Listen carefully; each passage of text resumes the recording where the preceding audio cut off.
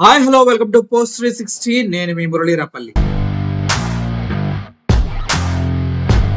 India Pakistan యుద్ధం తీవ్ర రూపం తాలుస్తుందా అంటే మీడియాలో వార్తలు అలాగే వస్తూ ఉన్నాయి.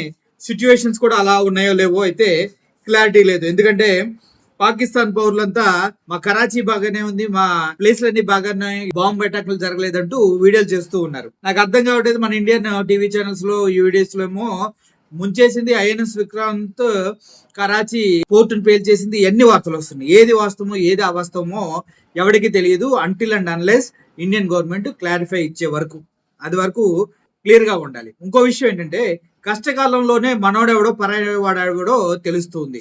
ఇప్పుడు పెద్దన్న పాత్ర పోషిస్తున్నటువంటి కొన్ని కంట్రీస్ ఏం చేస్తాయంటే మనకి వాళ్ళ ఆయుధాలని అమ్మేయడం కోసం యుద్ధాన్ని బ్యాక్ నుంచి ప్రోత్సహిస్తూ ఉంటాయి. ముఖ్యంగా పెద్దన్న అంటే మీకు అందరికి తెలుసు, ప్రపంచవ్యాప్తంగా పెద్దన్న ఎవరో అనేది. మనతో ఉన్నట్టే ఉండి యుద్ధాన్ని ప్రోత్సహించి మనతోనే ఆయుధాలు కొనిపించే ప్రయత్నం అయితే పూర్తి స్థాయిలో జరుగుతూ ఉంటది అనమాట.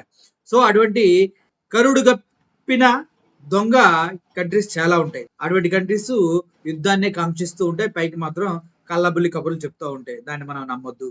నెంబర్ 2, మన కష్టకాలంలో ఉన్నప్పుడు మనకు తోడున్న వాళ్ళు ఎవడు అంటే ఇండియన్ ఆర్మీ మాత్రమే, ఇంకెవడో కాదు. అక్కడ సెలవుల్ని క్యాన్సిల్ చేసుకొని మరీ వెళ్ళి బోర్డర్ లో ప్రాణాలు పణంగా పెట్టి పోరాడేది only Indian navy, air force, అంతే. త్రివిధ దళాలే. వారు మాత్రమే మనకున్నటువంటి బలం, ధైర్యం. గవర్నమెంట్లు ఉంటే పోతాయి, కానీ ఆర్మీ ఎప్పటికీ నిలిచి ఉంటుంది, ఆయుధాలు ఎప్పటికీ నిలిచి ఉంటాయి. ఐఎన్ఎస్ విక్రాంత్, అదే విధంగా విక్రమాదిత్య ఎలాగో మనకు ఉండనే ఉన్నాయి. సో వీటన్నిటిని పక్కన పెడితే ఇప్పుడు మన దేశానికి అండగా నిలుస్తున్న ఇద్దరు కుబేర్ల గురించి నేను మీతో చెప్పాలి. ఒకరు అదానీ, 2 అంబానీ. అదానీ గురించి నేను మాట్లాడిన, ఎందుకంటే అదానీ కూడా ఆయుధాలు అమ్ముకునే ప్రయత్నం చేస్తూ ఉంటాడు ఇండియాకి. ఎందుకంటే ఆయనకి ఆయుధాలు తయారు చేసే కంపెనీస్ ఉన్నాయి కాబట్టి.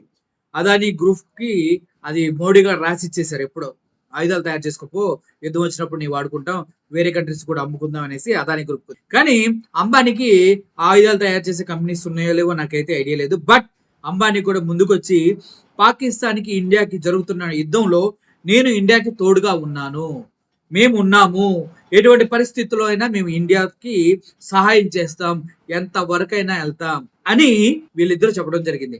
పాక్ యుద్ధంలో భారత్ పూర్తి మద్దతుగా ఉంటామని గౌతమ్ అదానీ, అంబానీలు ప్రకటించారు. ఇలాంటి సమయంలోనే మన ఐక్యత, నిజమైన బలం బయటకు వస్తుంది, సాయుధ బలగాలకు అండగా ఉన్నాం అని అద్వానీ ట్వీట్ చేశారు.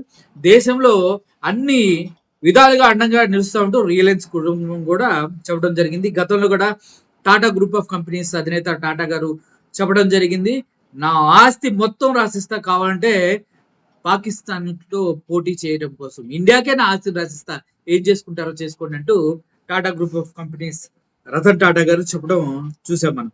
సో మన దేశ ఎవరైతే మిలియనీర్స్ ఉన్నారో, బిలియనీర్స్ ఉన్నారో, ట్రిలియనీర్స్ ఉన్నారో వాళ్ళందరూ కూడా ఇండియాకి కష్టం వస్తే వాళ్ళు అండగా ఉంటారంటూ మాట ఇవ్వడం మంచి విషయమే. సో నేను చాలా హ్యాపీగానే ఉన్నా వీళ్ళు ఈ మాటలు చెప్పడం బట్టి. రేపొద్దున ఏం జరిగినా కూడా ఎంతో కొంత సహాయం వీళ్ళ దగ్గర నుంచి అయితే ఇండియాకి వస్తుందని నేను నమ్ముతున్నా. అండ్ ఈ టైంలోనే మీకు ఇంకో విషయం చెప్పాలి. చాలా మంది ఇండియా వార్ లో ఉంది, ఫండ్ పంపించండి, ఇండియా వార్ కి సపోర్ట్ చేయండి అంటూ ఫేక్ మెసేజ్లు వస్తున్నాయి అంటూ సమాచారం వస్తుంది. ఎవరు కూడా తొందరపడి ఎవరికి ఎటువంటి డబ్బులు పంపించకండి. ఫేక్ న్యూస్ బోల్డ్ వస్తూ ఉంటాయి. ఇండియన్ గవర్నమెంట్ దగ్గర సోఫిస్టికేట్ కావాల్సినంత డబ్బు ఉంది, కావాల్సినంత మంది మార్బలం ఉన్నారు, కావాల్సినంత ఆయుధాలు ఉన్నాయి. కావాలంటే వెనక నుంచి బ్యాకప్ సపోర్ట్ చేయడానికి అదానీ, అంబానీ, అదేవిధంగా రతన్ టాటా గ్రూప్స్, ఇంకా టాటా బిర్లాలు అందరూ ఉన్నారు. కంగారేం లేదు. Mahindra and Mahindra group of chairmans కూడా వీళ్ళందరిలో బయటకు వస్తారు. ఇండియాకి కష్టం వస్తే సర్వస్వం వడ్డీ నిలబడడానికి మనకి చాలా మంది ఎదురుగా ఉన్నారు. ఎవడో ఫేక్ మెసేజ్ పెట్టి మేము ఆర్మీ ఆఫీసర్స్ ఇండియాకి డొనేషన్ కలెక్టింగ్ చేస్తున్నాం, దయచేసి మీరు కొంచెం డొనేషన్ పంపించండి ఈ నెంబర్కి, ఫోన్ పేలు, పేటిఎంలు అంటే దయచేసి ఎవరు ఇవ్వద్దు. అర్థమవుతుంది కదా. ఇటువంటి ఫ్రాడ్ ఇప్పుడే చేస్తూ ఉంటారు. అవకాశాన్ని వాడుకోవడానికి, దేశభక్తిని ఎరగా వేసి మన ధనాన్ని దోచేయడానికి చాలా మంది ట్రై చేస్తూ ఉంటారు. ప్రలోభ పడకండి. మీరు దేశభక్తిని చూపించుకోవాలంటే డైరెక్ట్ గా పిఎం మోడీ గారే ఏదన్నా అకౌంట్ ఇస్తారు, అందులో అమౌంట్ డిపాజిట్ చేయడానికి పూర్తి స్థాయిలో హక్కులు కూడా మనకు ఉంటాయి. అర్థమైంది కదా. ఫేక్ ప్రచారాలు నమ్మకండి, ఫేక్ మెసేజ్లు తీసుకోకండి. ఫేక్ వ్యక్తులు ఇండియాలో ఎంతో మంది ఉన్నారు, వాళ్ళందరినీ పక్కకు తోసేయండి. Thank you for watching this video. ఈ వీడియో మీకు ఉపయోగపడుతుందని నేను అనుకుంటున్నాను. Murali signing of.